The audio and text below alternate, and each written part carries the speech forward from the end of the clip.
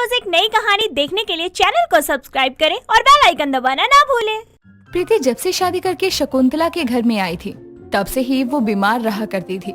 अब एक रोज प्रीति किचन में काम कर रही होती है, तभी प्रीति को चक्कर आने लगते हैं और अब वो किचन से निकलकर हॉल में आती है और अपनी सास को कहती है, माँ जी मुझे गर्मी से न जाने क्यों चक्कर आ रहे हैं। मैंने सब्जी की गैस ऐसे ही बंद कर दी है, अभी सब्जी चढ़ाई ही थी।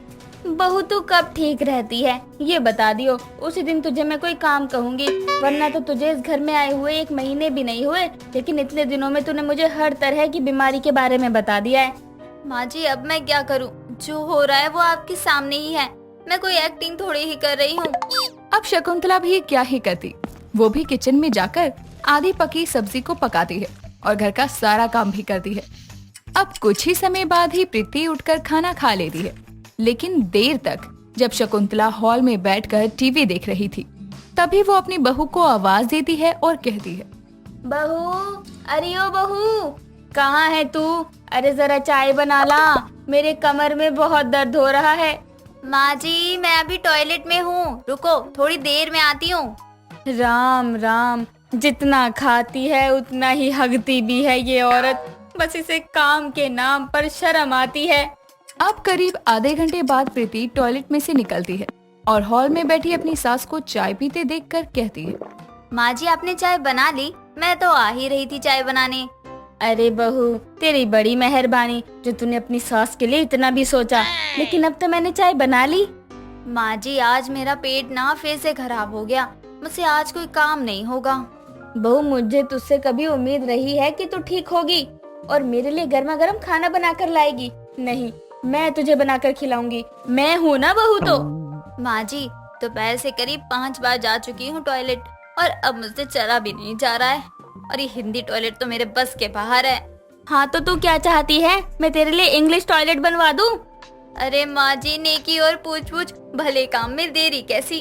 शकुंतला की बहू की शादी को 1 महीना भी नहीं बीता था, लेकिन इन दिनों में शकुंतला की बहू इतनी ज्यादा बीमार थी कि शकुंतला को अपनी बहू से कोई उम्मीद ही नहीं बची थी। और प्रीति का पेट खराब तो इतना होता था जितना साल में दिन नहीं होते थे। अब शकुंतला भी अपनी बहू से तंग आ गई थी, लेकिन अब बहू के मुंह से जब शकुंतला ये सुनती है कि उसे इंग्लिश टॉयलेट लगवाना है तो शकुंतला इसके लिए राजी नहीं होती। माँ जी अगर आपने टॉयलेट के पॉट नहीं बदले ना तो मुझसे यहाँ तक भी नहीं आया जाएगा। बहू तो ऐसे बोल रही है जैसे तू अब चल फिर भी नहीं पाएगी और बिस्तर पर ही अपना किया कराया करेगी। माँ जी मुझे इतनी कमजोरी तो हो ही रही है कि मुझसे चला भी नहीं जाएगा। प्रीति ये बोल ही रही थी कि तभी उसे चक्कर आने लगते हैं और वो पास रखे सोफे पर जाकर बैठ जाती है। और ये देखकर शकुंतला अपनी बहू से कहती है, बहू अगर तेरी तबीयत ज्यादा खराब है तो चल डॉक्टर के पास, तू कल तक ठीक हो जाएगी, लेकिन तेरे पेट खराब के चलते मैं इतने पैसे नहीं खर्च कर सकती। ठीक है माँ जी, आप पॉट नहीं बदलवा रही हैं तो ठीक, अब आपसे मुझे कुछ भी नहीं कहना है। अब कुछ समय बाद ही प्रीति अपने लिए एक कुर्सी को बीच से काट कर टॉयलेट करने के लिए उसे तैयार करती है। और अब जब प्रीति कुर्सी को काट पीट रही होती है तभी प्रीति की सास और पड़ोसन का घर में आना होता है और शकुंतला नई कुर्सी को ऐसे कटा हुआ देखकर अपनी बहू को कहती है, राम राम, ये क्या किया बहू तूने? 10 दिन भी नहीं हुआ है इस कुर्सी को लिए हुए और तूने इसका सत्यानाश कर दिया। शकुंतला की बहू, ये सब क्या कर रही है तू? क्यों इसे काट रही है? अभी से टॉयलेट जाने में दिक्कत होने लगी तुझे? हाँ उसी लिए तो ये सब कर रही है ये, मैं तो परेशान हो चुकी हूँ अपनी बहू की इन करतूतों से। माँ जी मैंने आपको कहा ना कि मुझसे बैठा नहीं जाएगा और कुछ तो मेरे काम ना आए। इसमें बैठ कर तो तू अपने किए कराए पर पानी फेर लेगी। माँ जी जो होगा देखा जाएगा, मुझे फिर से पेट में गुड़गुड़ हो रही है। बहू ये क्या कर रही है, पहले सब देख समझ तो लिया कर। और मैं अब भी तेरे लिए इंग्लिश टॉयलेट नहीं बनवा सकती, लेकिन टॉयलेट करने वाली कुर्सी मंगवा सकती हूँ। अब बहू की इन सब हरकतों से परेशान होकर शकुंतला अपनी बहू के लिए कुर्सी वाला पॉट खरीद कर लाती है जिसमें प्रीति आसानी से कहीं भी उसे लेकर बैठ सके। अब जब कुर्सी प्रीति को मिल जाती है तो वो अपने कमरे से बाहर ही नहीं निकलती है। जब भी उसे टॉयलेट आता तब वो कमरे में ही बैठ जाया करती। आज मैंने प्रीति को अपने कमरे से एक बार भी निकलते नहीं देखा है। ठीक तो है ना वो? बाहर क्यों नहीं आई? अभी जाकर देखती हूँ। अब जब शकुंतला अपनी बहू के कमरे में जाती है और जैसे ही कमरे का गेट खोलती है, वैसे ही वो देखकर हैरान थी कि उसकी बहू कमरे को ही टॉयलेट बनाकर बैठी हुई थी। ये देखकर शकुंतला चिल्ला पड़ती है और अपनी बहू से कहती है, हे भगवान, इस औरत ने तो अब अपने कमरे को भी शौचालय बना दिया है। बहू, ये तू कैसे नजारे दिखा रही है मुझे? माँ जी, आपको भी तो नॉक करके आना चाहिए ना गेट। आपको पता है ना, मेरी हालत चलने वाली बिल्कुल भी नहीं है। बहू, बहू, पूरे घर को तो तूने अशुद्ध करके रखा है। मैं तुझे क्या ही बोलूं? माँ जी, मैं जल्दी ठीक हो जाऊंगी और आपको तब ये नजारा नहीं देखने को मिलेगा। राम राम, कोई आ गया तो क्या कहेगा? मैं हॉल में जाकर ही बैठती हूँ। शकुंतला ये देखकर परेशान हो जाती है, लेकिन वो कर भी तो कुछ नहीं सकती थी, क्योंकि उसकी बहू ने तो शकुंतला को बदनाम करने का जिम्मा ही उठा लिया था। अब प्रीति के किए कराए पर शकुंतला को ही पानी फेरना पड़ रहा था। अब अगले ही रोज शकुंतला कहीं बाहर गई हुई थी और प्रीति खुद से कहते हुए अपनी कुर्सी वाली पॉट के साथ हॉल में आती है। माँ जी नहीं है अभी और मेरा पेट भी ठीक नहीं है, तो ये कुर्सी लेकर ही हॉल में बैठकर सीरियल देख लेती हूँ। अब जैसे ही अपनी टॉयलेट वाली कुर्सी लिए प्रीति टीवी चलाकर बैठती है, वैसे ही विमला धड़ाक से शकुंतला के घर में आ जाती है और वो प्रीति को टॉयलेट करते हुए देखकर अपना मुंह साड़ी के पल्लू से ढकते हुए प्रीति से कहती है, राम रे राम, किस मनहूस घड़ी में शकुंतला के घर आना हुआ मेरा। इसकी बहू तो कतई बेशरम निकली। आंटी जी, आपको आवाज लगाकर तो आना चाहिए था, आपने आवाज क्यों नहीं लगाई? और तुझे तो शर्म करना चाहिए था, कैसे खुले में बैठी है। अब विमला और प्रीति की ये बातें चल रही थी, तभी शकुंतला का आना होता है और वो आते ही विमला को देखकर कहती है, विमला, तू कब आई? मैं तो कूड़ा फेंकने गई थी, वहीं कांता मिल गई तो उससे बात करने लग गई थी मैं। शकुंतला, तू बाहर थी? मुझे क्या पता तू घर में नहीं है। इधर मैं तेरे घर में आई तो तेरी बहू यही अनुपमा देख रही थी, वो भी अपने टॉयलेट वाली कुर्सी पर बैठे बैठे। हे भगवान, मेरे तो कर्म फूट गए हैं। इस औरत ने तो पूरे घर को अशुद्ध कर दिया। और अब कहाँ गई ये? और मैंने देखा तो ये भी नहीं कि उठकर भाग जाऊं। पहले मुझसे जुबान लड़ाने लगी तो गई टॉयलेट में। बहू, ओ बहू, बाहर आ। तुझे शर्म नहीं आई जो तूने हॉल में बैठकर ये सब किया? माँ जी, मुझसे गलती हो गई। मैं अनुपमा देखने के लिए आई थी, लेकिन जब तक अनुपमा शुरू होता तब तक तो विमला आंटी आ गई। बता, एक अनुपमा है जो अपने संस्कारों का इतना ख्याल रखती है, वहीं दूसरी तरफ तेरी बहू है जिसने तो उर्फी को भी बेशर्मी के मामले में पीछे छोड़ रखा है। अब जैसे ही प्रीति टॉयलेट से निकलती है, वैसे ही शकुंतला, जो कि गुस्से में थी ही, वो उस कुर्सी को ही तोड़ देती है और ये देखकर विमला शकुंतला से कहती है, शकुंतला, भगवान झूठ न बुलवाए, अब तो मैं तेरे घर का खाना क्या, एक गिलास पानी तक नहीं पीऊंगी। चलो विमला आंटी, इसी बहाने आपकी मांगने वाली आदत तो जाएगी। शकुंतला, देख रही है ना इसे, ये बीमार तुझे कहीं से भी लग रही है। सही किया तूने जो इसकी कुर्सी ही तोड़ दी, वरना इसका बस चले तो बिस्तर पर भी उसे लेकर बैठ जाए। अब प्रीति को भी इस इंसिडेंट के बाद सबक मिल जाता है और वो दोबारा ऐसे काम नहीं करती है। जैसा कि आप सब लोग जानते हैं कि लड़कियों को अपने शरीर पर बाल बिल्कुल अच्छे नहीं लगते, लेकिन यहाँ आरती के शरीर पर लड़कियों की मनचाही इच्छा तो हो रही थी और उसके शरीर पर एक भी बाल नहीं थी, लेकिन उसके नाक में बहुत बाल थे। आरती अपने नाक में बाल हैं, ये बात कभी मानने को राजी ही नहीं थी। आरती के शरीर पर एक भी बाल नहीं था, लेकिन उसे अपनी खूबसूरती पर बहुत घमंड था। एक दिन आरती अपने कॉलेज के कैंटीन में अपने दोस्त जीतू के साथ बैठी होती है और आरती कहती है, यार अब तो कॉलेज में अच्छे लड़के नहीं हैं मेरी बराबरी के। कोई थोड़े दिन तो बचे हैं मेरे पास, निकल जाएंगे वो भी। हाँ, जैसे कि तू तो कोई अफसर है? तेरी बराबरी के यहाँ लड़के ही नहीं बचे हैं। बस कर यार, कितनी तारीफ करेगा। मैं सुंदर तो हूँ, लेकिन मैंने अब अपने आप को अप्सरा भी तो नहीं बोला ना। अरे चल चल, तू और अप्सरा, तेरा तूने अपने अंदर झांक कर भी देखा है, तब पता चलेगा ना। अपने अंदर? हाँ, मेरा दिल भी तो बहुत साफ है ना। ये पागल लड़की, अपने अंदर मतलब अपने नाक में झांक के देख, कितने बाल है, पूरी झाड़ी बना रखी है तूने, बड़ी आई सुंदर बनने वाली। रहने दे, तुझे जलन हो रही है ना? मैं तुझे भाव नहीं देती, इसीलिए तू ऐसे बोल रहा है। जाना फिर कॉलेज में किसी से जाके पूछ ले। तू खुद तो आईना 100 बार देखती है, तो तूने अपने बालों पर भी ध्यान दे दिया होता ना, तो पता चलता ना। जीतू की बातें सुनकर आरती गुस्से में घर चली जाती है और आईने में जाकर अपनी नाक के बाल देखते हुए कहती है, यार ये नाक के बालों को जितना छुपाती हूँ उतने ही ज्यादा दिखने लगते हैं। पहले तो कोई कुछ बोलता नहीं था, लेकिन अब तो लोग बोलने लगे हैं।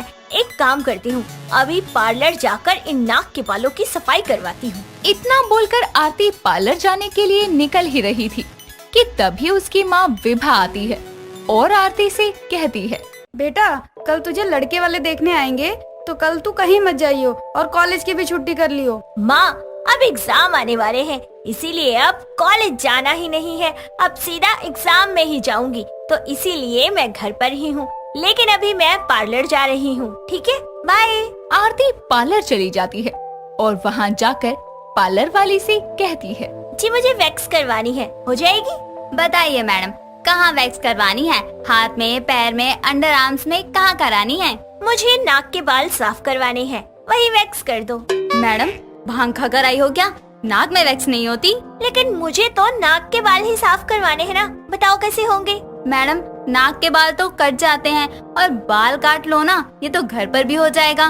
बाल काटने से क्या होगा?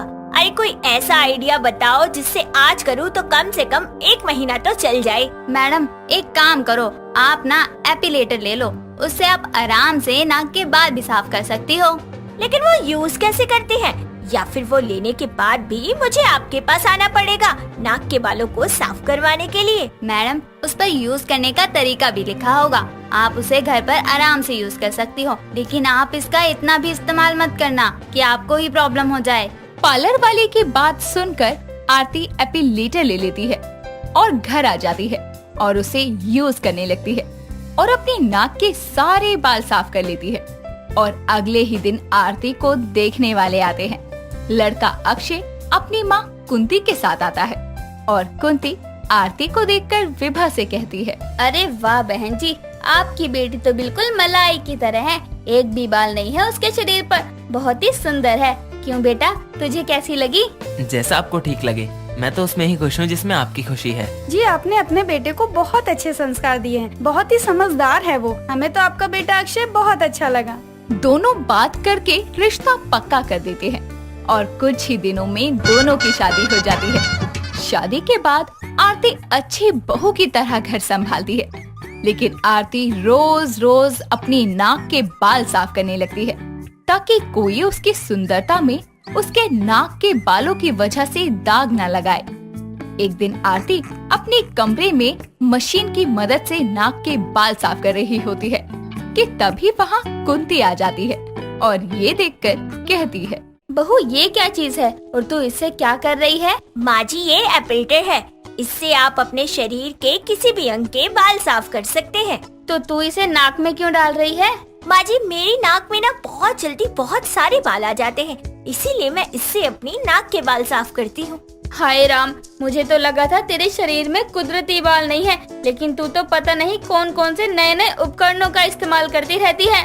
माँ जी सच में मेरे पूरे शरीर पर कहीं इतने बाल नहीं है, बस पता नहीं मेरी नाक किस पे चली गई जिसपे इतने सारे बाल आ जाते हैं। ठीक है, जो करना है कर, लेकिन इतना भी कुछ इस्तेमाल मत कर लियो कि तुझे ही नुकसान होने लगे। ऐसा कुछ नहीं होता माँ जी, इससे आप परेशान तो बिल्कुल मत हो।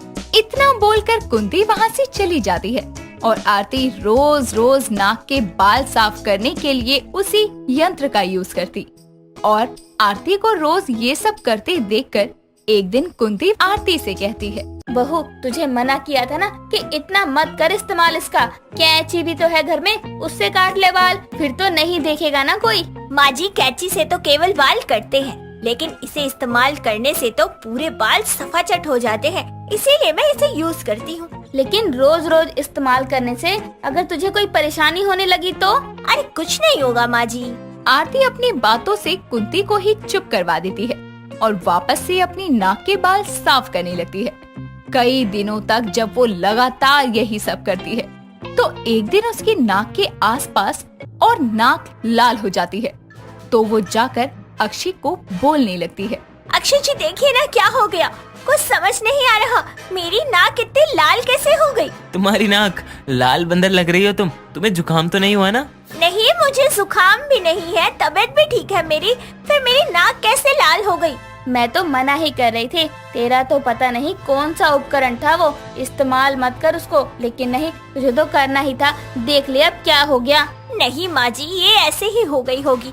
आप इतनी छोटी सी बात को बढ़ा चढ़ाकर बता रही हैं। आरती इतना बोलकर वहाँ से चली जाती है और इतना होने पर भी वो अपनी नाक के बाल साफ करना नहीं छोड़ती। कई दिनों तक लगातार वो उसी मशीन का इस्तेमाल करती है। तो एक दिन उसकी नाक सूजने लगती है, जिसके बाद वो अपनी सास के साथ उस पार्लर वाले के पास जाती है और पूछने लगती है, ये क्या सस्ता सा दे दिया? कभी मेरी नाक सूज रही है तो कभी मेरी नाक लाल हो रही है। मैडम, आप रोज इस्तेमाल करती होंगी तभी तो ये प्रॉब्लम हो रही है। देख, मैं बोल रही थी रोज इस्तेमाल मत कर, अब हो गई ना प्रॉब्लम। मैडम, इसके रोज इस्तेमाल करने से तो आपको रेडनेस, खुजली, दाने या सूजन हो सकती है। सेंसिटिव स्किन वालों को इससे दर्द भी हो सकता है।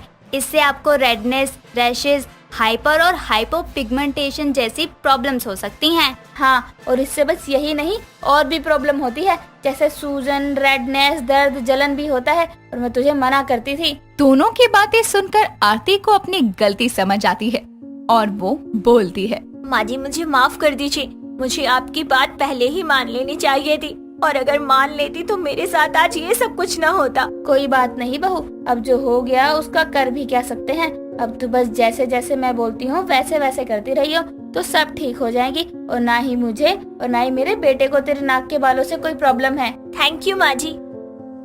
दोस्तों, अगर आपको ये कहानी पसंद आई तो इसे लाइक करें, शेयर करें और कमेंट करके बताएं कि कहानी में आपको सबसे अच्छा क्या लगा।